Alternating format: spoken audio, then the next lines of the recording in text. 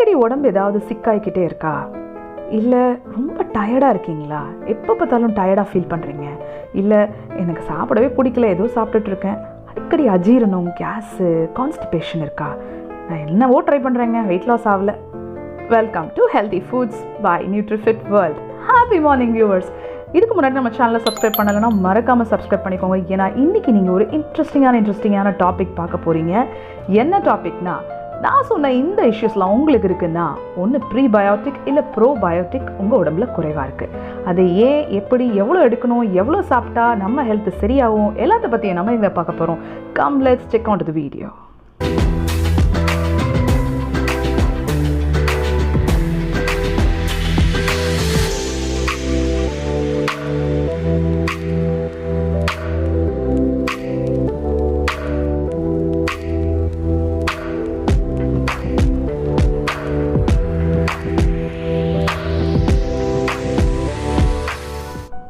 நிறைய பேருக்கு இந்த ப்ரோபயோட்டிக் ப்ரீபயோட்டிக்னா ஒரு கன்ஃபியூஷன் இருக்குது. ஃபர்ஸ்ட் அதை பார்த்துடலாம்.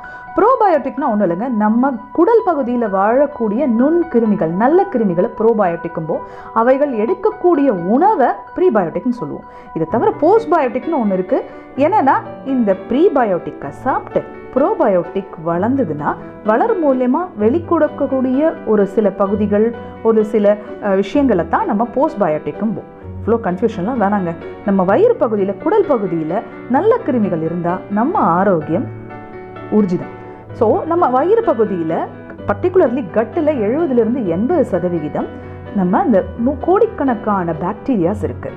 1000 ஸ்பீஷீஸ்க்கு மேலே இருக்குது. அண்ட் அதுதான் நம்மளோட இம்யூனிட்டிக்கு ரொம்ப ரொம்ப முக்கியமாகவும் இருக்குது.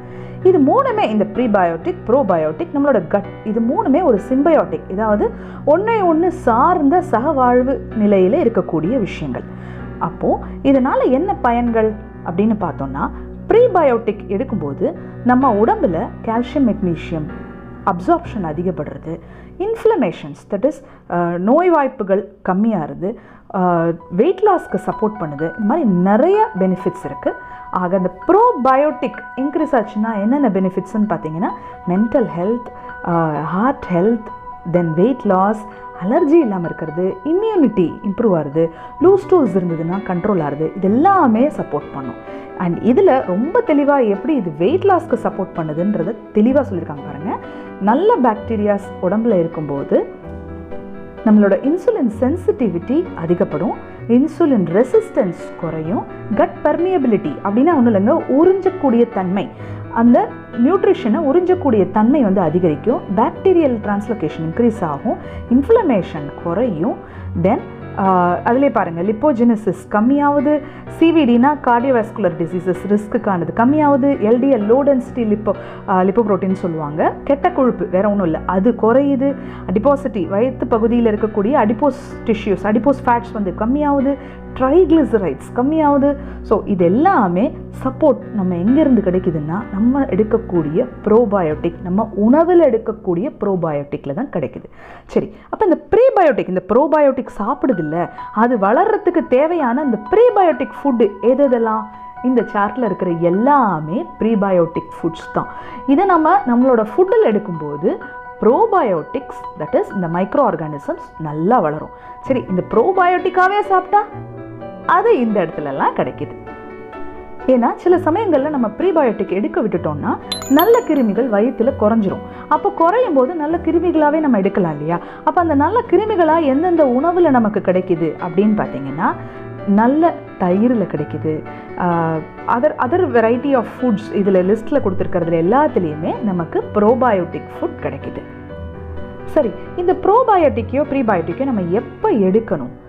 எஸ், நம்ம வயிறில் லீக்கி கட் இருந்தால், டயரியா இருந்ததுன்னா, இல்லை கான்ஸ்டிபேஷன் இருக்குது, மலச்சிக்கல் இருக்குன்னா, ஒரு கேஸ், ப்ளோட்டிங், வயிறு ஒப்புசமாக இருக்குது அப்படின்னா, எனர்ஜி ரொம்ப டவுனாக இருக்குது, மெட்டபாலிசம் இல்லை, நியூட்ரிஷனல் டெஃபிஷியன்சிஸ் இருக்குன்னா, அடிக்கடி உடம்பு சரியில்லாமல் போகிறது அப்படின்னா, இல்லை மெட்டபாலிக் டிஸார்டர்ஸ், இன்ஃப்ளமேட்டரி டிசீசஸ் இருக்குன்னா கண்டிப்பாக இதெல்லாம் நம்ம எடுக்கலாம்.